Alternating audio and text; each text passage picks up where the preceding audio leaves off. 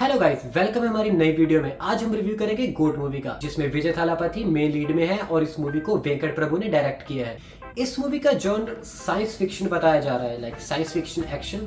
पर science fiction इस movie में कुछ भी नहीं था, ये सिर्फ एक नॉर्मल रिवेंज स्टोरी है। हमारे इस रिव्यू में कोई भी स्पॉइलर नहीं होगा, तो सिंपल वर्ड्स में इसकी स्टोरी के बारे में बताएं तो एक सैट्स नाम की ऑर्गेनाइजेशन है, SATS, जो कि एक एंटी टेररिस्ट ऑर्गेनाइजेशन है, जिसमें विजय थालापति और उनके 3 दोस्त एजेंट्स हैं। तो उनको अलग अलग मिशंस मिलते रहते हैं कि कहीं पे किसी टेररिस्ट को रोकना है, कहीं पे कुछ करना है। मैं स्पॉइलर कोई भी नहीं दूंगा, आप टेंशन मत लेना, ये हमें ट्रेलर में इतना हमें पता ही है। आगे उसके एक मिशन में ऐसा क्या होता है कि उसकी आगे की लाइफ में दिक्कत हो जाती है, कैसे उसका विजय थालापति का पास्ट उससे जुड़ा होता है, ये मूवी दिखाने की कोशिश करती है, दिखा नहीं पाती सही से। मूवी एक्शन पे सेल की जा रही है, तो एक्शन की बात ही कर लेते हैं। एक्शन मूवी का बहुत ही पुअरली एग्जीक्यूटेड है। कुछ hand to hand combat scenes अच्छे हैं, पर जब बात आती है कार चेस सीन्स की और गन्स के साथ फाइट करने की, तो वहां पे ये मूवी बिल्कुल मात खा जाती है।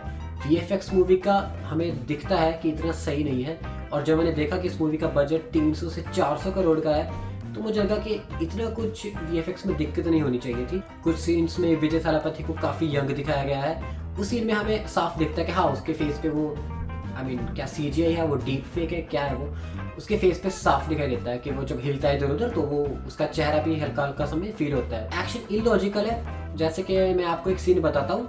नॉर्मल सा सीन है कि विजय थालापति को कुछ गुंडे चेज कर रहे होते हैं, उनके हाथ में गन्स होती है, वो भाग रहा है, और जब उसको पकड़ लेते हैं तो वो गन्स को अपनी जेब में डालते हैं और चाकू निकाल के लड़ने लग जाते हैं।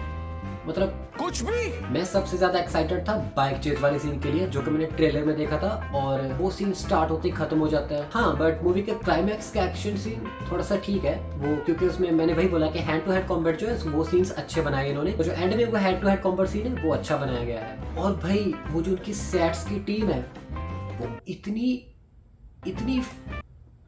क्या बोलूं, इतनी दिमाग से पैदल दिखाई गई है कि उन्हें 2 बंदे उनको हैक कर रहे हैं, उनके एजेंट्स को मार रहे हैं, और उनमें से जो कि ट्रेन्ड एजेंट्स हैं उन्हें वो ऐसे ही मार के चले जा रहे हैं। तो वो काफी इलॉजिकल हो जाती है। मूवी में 2 या 3 जगह पे इमोशनल सीन्स आते हैं जो कि बहुत अच्छे बनाए गए हैं, वो हमें काफी हिट करते हैं, और विजय थालापति की उन सीन्स में एक्टिंग देखने लायक है। लेकिन फिर क्या दिक्कत आती है, जब भी कोई अच्छा इमोशनल सीन आता है, उसके नेक्स्ट ही सीन में वो कट करके कोई कॉमेडी डाल देते हैं या कोई सॉन्ग लगा देते हैं।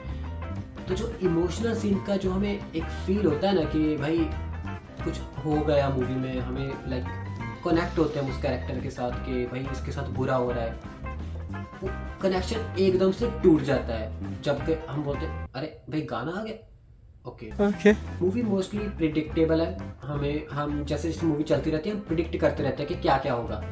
हाँ, एक ट्विस्ट आता है इंटरवल के बाद जो कि बहुत अच्छा था, जिसको मैं गेस नहीं कर पाया।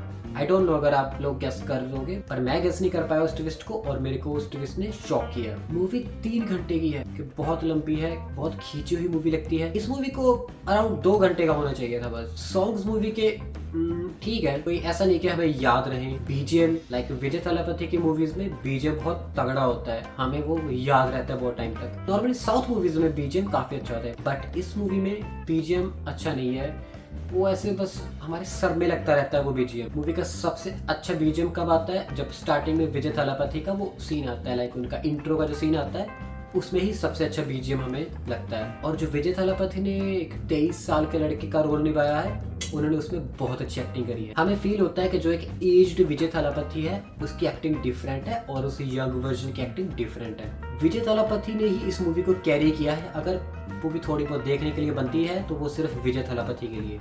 इस मूवी को विजय थालापति के फैंस के लिए ही बनाया गया है, क्योंकि इस मूवी में काफ़ी रेफरेंसेस आती हैं, अलग उनकी प्रीवियस काफ़ी मूवीज़ के सीन्स वो दोहराते हैं, डांस स्टेप्स दिखाते हैं डिफरेंट। तो मैं समझ रहा था इस मूवी को थिएटर में ऑडियंस चीयर कर रही थी, सीटियाँ मार रही थी, तालियाँ मार रही थी, पर अगर इसी मूवी को आप लाइक घर पे देखोगे OTT पे, तो आप इसको बोलोगे भाई क्रिंज हो रहा है। यहाँ पे पेरेंटल गाइडेंस की बात करें, मूवी में कोई सेक्स न्यूडिटी नहीं है, कोई गालियाँ वगैरह नहीं दी गई हैं, और भाई इस मूवी का पोस्ट क्रेडिट सीन भी है, जो कि मेरे लिए बहुत ही इस मूवी को बहुत ही डाउनग्रेड कर दिया उस सीन ने। वो सीन थोड़ा साइंस फिक्शन से बस वही सीन के रिलेटेड है और उस सीन का कोई पॉइंट नहीं बनता। आप भी देखोगे तो आप बोलोगे भाई इस मूवी में चलो उसके डबल रोल का कुछ उन्होंने स्टोरी जो भी लिखी थी थोड़ी बहुत वो ठीक है, उनकी स्टोरी चलती है, बट जो एंडिंग में पोस्ट क्रेडिट दिखाया है उसका कोई सेंस ही नहीं बनता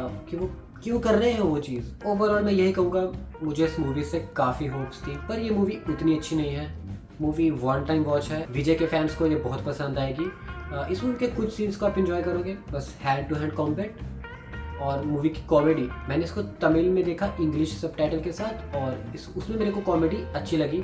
मेरे को कुछ सीन्स पे हंसी आ रही थी, जेन्युइन हंसी आ रही थी मेरे को। तो मेरे को नहीं पता करें उन्होंने हिंदी डब में उसको क्रिंज कर दिया हो तो। बाकी स्टोरी मूवी की अच्छी हो सकती थी, बट स्क्रीन प्ले पुअर है तो वो स्टोरी हमें कनेक्ट नहीं कर पाती, हमें बहुत लंबी लगती है, खींची हुई मूवी लगती है। पर बहुत ज़्यादा हाई एक्सपेक्टेशन मत रखना। हम मिलेंगे आपको एक नई मूवी के रिव्यू में, तब तक के लिए मुझे माफ कर दे आप लोग सारे, मुझे छुट्टी दे दे।